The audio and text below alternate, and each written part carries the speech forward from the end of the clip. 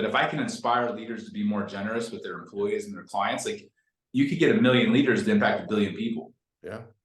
Right? Because it starts with leadership.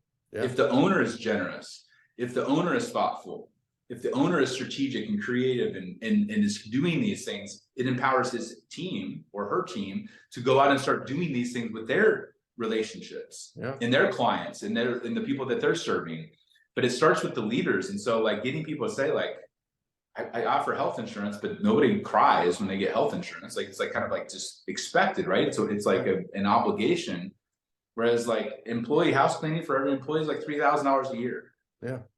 But they brag about that way more than they do almost anything else. Like I have one employee that her parents are doctors. And when they're at dinner parties, what do they bring up? They talk about giftology because her daughter works there. She's a giftologist. And by the way, she gets her house cleaned every other week. She gets her own housekeeper. Yeah.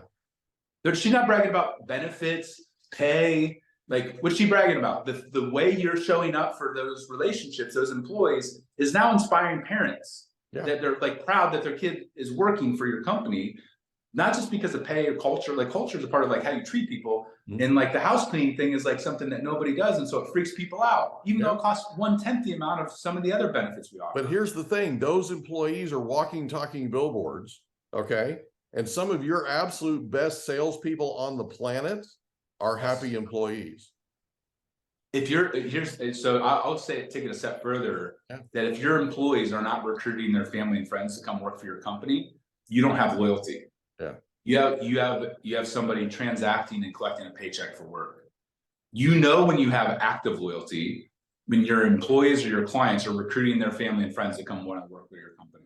Yeah. And if you don't have people doing that, then there's issues on loyalty and culture. They're not feeling the love that you think that they're feeling. Like, you know, when you're loyal to somebody, like your kid, you know, if your kid wants to get into Harvard, you're like, you'll do anything possible, connect dots to try to get your kid into Harvard, right? Because you're loyal to your kid.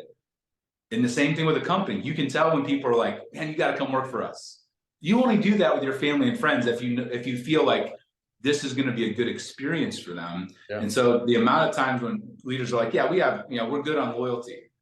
I'm like, well, tell me, why do you have a headhunting firm? Like, oh yeah, well, we're pretty good on loyalty. I'm like, once again, numbers don't lie.